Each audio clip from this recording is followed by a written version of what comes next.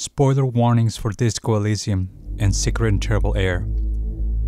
This essay is assuming you have played the game and read the novel. At the beginning, I thought this was going to be a light essay, but if you combine physics, metaphysics, and even philosophy, you end up with a monstrous thing that I myself not sure I understand.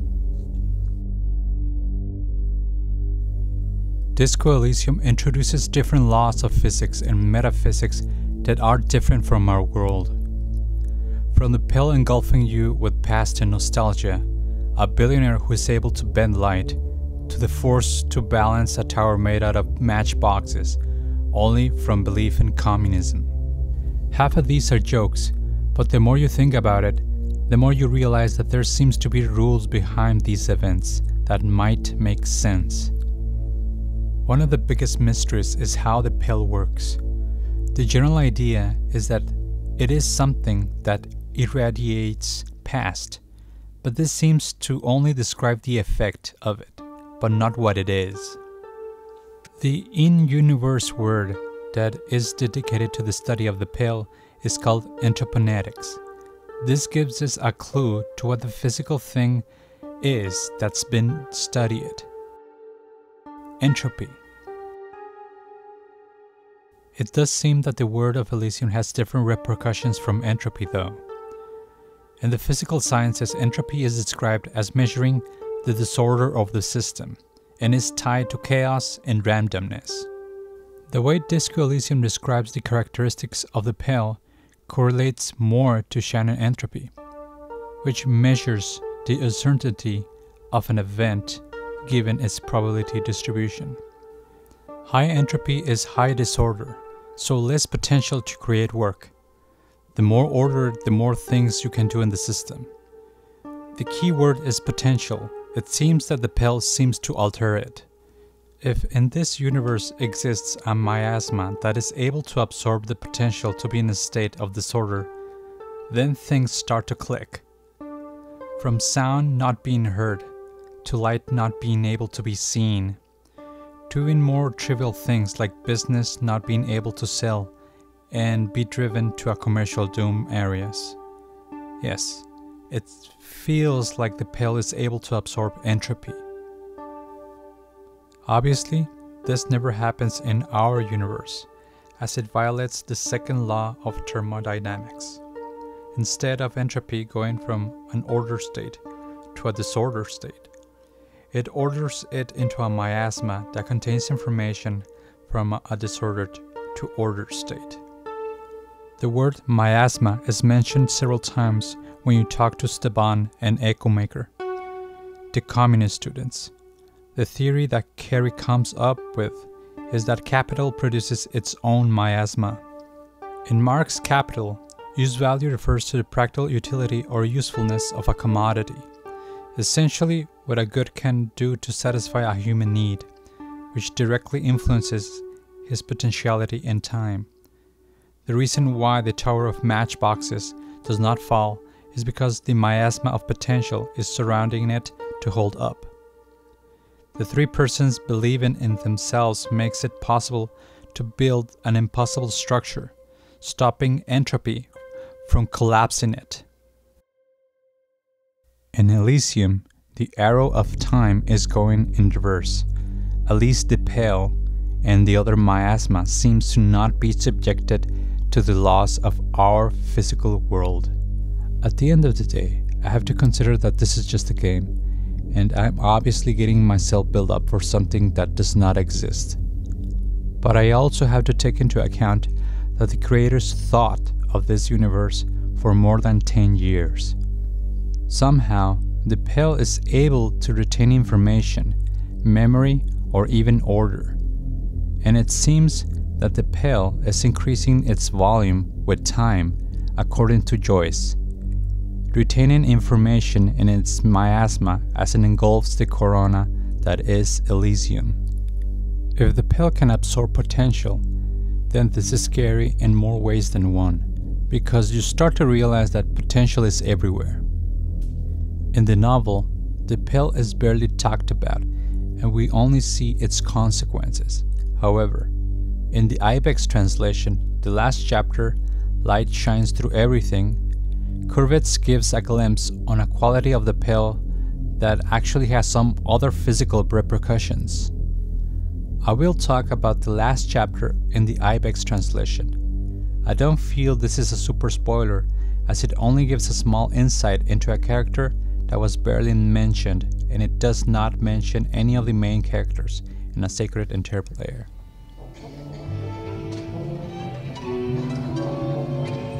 You are inside a concert hall, and you start to hear the most dissonant music you've ever heard.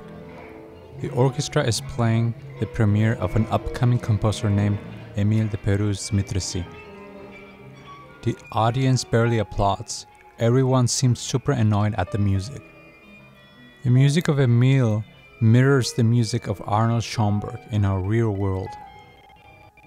I know what this sounds like. It's music that tries to separate itself from the Western canon's tonality.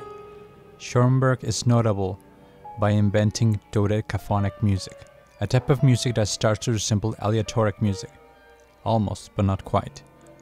Dodecaphonic music is beyond dissonant. It's designed to not fit in any key, major, minor, modal, nothing. If you hear it, you probably start to realize that it's music that is unpredictable. You cannot predict what is going to be the next note. After Schoenberg, composers like Berg, Boulez, and even John Cage decided to use aleatoric techniques to separate any intention from the composer. Émile used a dice the same way John Cage used dice to compose music. In this music is produced without any memory, no order, no intention or consequence. It does not record the previous notes other than to not fit tonality, so it has high entropy or high disorder. The sound that is produced is beyond dissonant. It does not make sense. It has not potential for melody, harmony, or form. This lack of potential is something that pushes back the pale. The music is praised by the mathematician called Rodionov, who tells the composer Émile de Peyrouse-Mitrici that his music will be the most played in the future. What he didn't tell him is that it would be used to scare the pale away.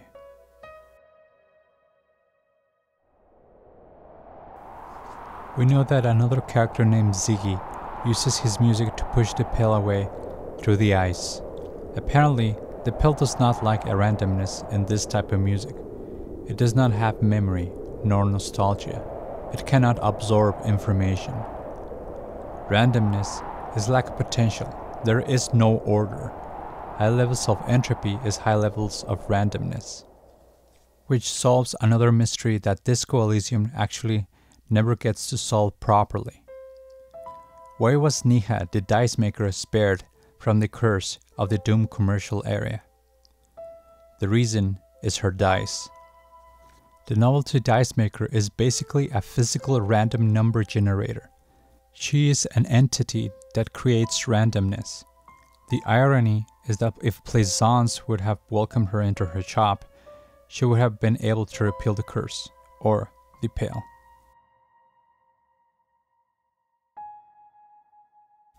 So the pale can even be seen as curses or ghosts. The pale could produce really weird events if you think about it. The pale's ability to interact with memory and consciousness seems really wacky.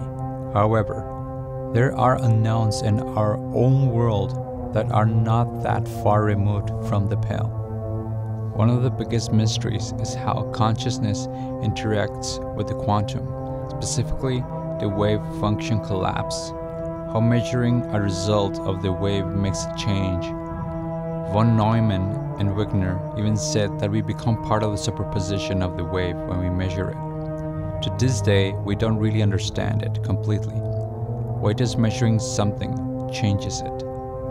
Now, if the pale is an absorption of potential, it leads to the conclusion that potential itself is a miasma in Disco Elysium. From the really rich guy capitals in the container being able to bend light, to the communist reading club being able to build a tower of matchboxes and not let it fall, because potential was reunited and let them create something that normally would not have the potential to exist. The metaphysics of Elysium are kinda well planned. With the word metaphysics, I'm not referring to a quality like superpowers, but something more like what Kant described in his critique of pure reason. In this book, Kant aims to see what are the limits of physics and logic up until you reach the metaphysics. What would the limit be to logic? I'm not trained in philosophy, but it's clear that Kurvitz or someone in his writing team knew about Kant, Hegel, and Marx. In the novel, there's a point where absolute negation is mentioned. The term was introduced by Hegel in his Science of Logic, where he defines several negations. The first negation in general, is simply what a determinate being it is not. Hegel calls this abstract negation, when this negation itself is negated, which is called absolute negation. What a determinate being is no longer dependent on what it is not for its own determination, but becomes an actual particular something in its own right, a being within self. Its negation, what it is not, is now cut off from it and becomes another something, which, from the first something's point of view, is an other in general. Finally, just as becoming mediated between being and nothing, alteration is now the mediator between something and other. Now, this is the heavy stuff. I myself barely understand it. I feel like reading a Zen koan, but absolute negation feels that it's negation on two steps. This is something that probably happened to the Lund girls. We know somehow that the girls end up in a super deep. They not only disappear from the world, but every connection to the girls started to also disappear. Hegel's definition for absolute negation feels like a singularity in logic. If the pale is in matter and space, the superdeep would be a black hole that creates a singularity in the pale, from the lack of entropy and in it absolute negation. Apparently, Harry Dubois was also able to come up with this conclusion. Absolute negation in Disco Elysium is the motorway south, which the Pale driver describes as an anomaly inside the Pale. The lone vector stretches in your mind's eye into the wild Pale yonder, for an unimaginable distance, forgetting, until you can no longer remember anything. No cities, no mountains, no oceans, and finally, no vector. Nothing remains. A blank space with no point of reference, where only one type of motion is possible, the motion of a human throat, swallowing. And then it comes to you. To reach the end of the motorway south is to be unborn. You had this thought before, while aimlessly wandering the streets of Jamrock, a lost piece of a man you were, a dark hope. Every potential that came from the Lund girls is absorbed. This includes their memories from their parents. That's why their mother body changes to being a young woman's body who never had 4 children. Her body filled with high entropy from the birth reversed to the body of a young, birthless woman.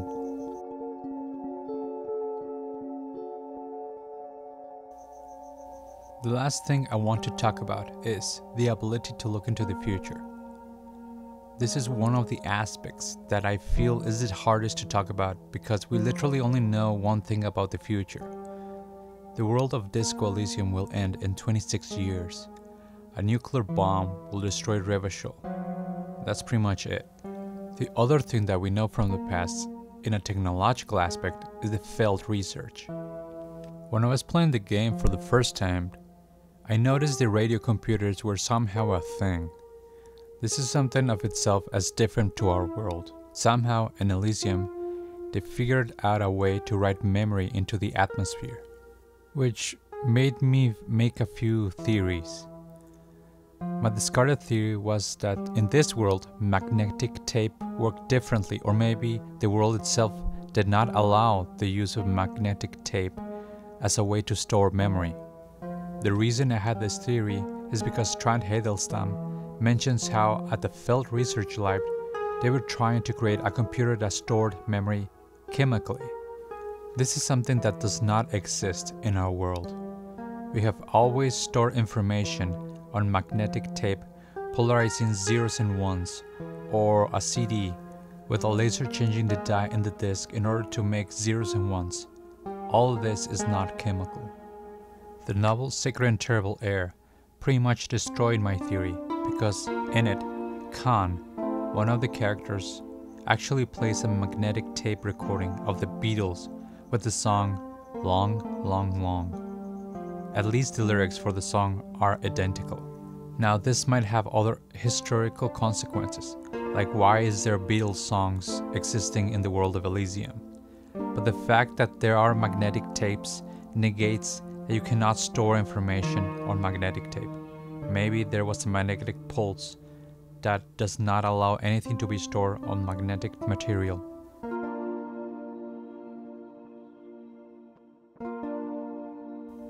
I have a theory on why Fortress Accident game was erased.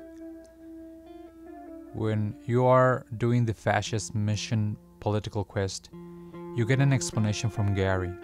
You ask Gary how to turn back time, and he starts to explain a theory on how zeolites got ahead of the tech race by feeding themselves technology and creating a feedback loop where in the future they get more technology.